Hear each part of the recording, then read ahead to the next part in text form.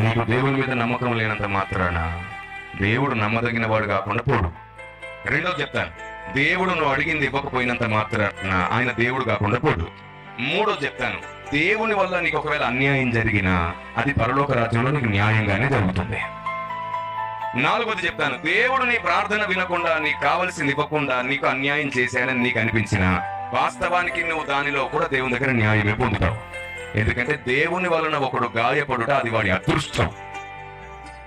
దేవుడు ఒకరిని ఒకవేళ గాయపరిచి మహిమ పొందాలనుకుంటే పరలోకంలో ఉన్నత మహిమ పొందుతాడు.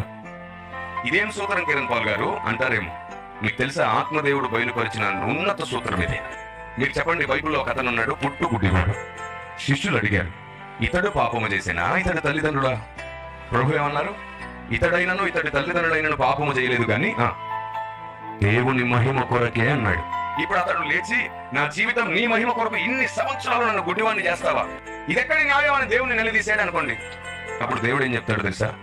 నానా, నువ్వు నీ జీవితకాలం మొత్తంలో ఎంత నీతిగా న్యాయంగా యథార్థంగా బ్రతికినా ఒకవేళ నువ్వు సంపాదించలేని మహిమ, సామర్థ్యత, ఐశ్వర్యం, క్షేమం పరలోకంలో నా కొరకు నువ్వు గాయపడ్డం ద్వారా అంతకు 100 పరలోకంలో నేను నీకు ఇస్తాను.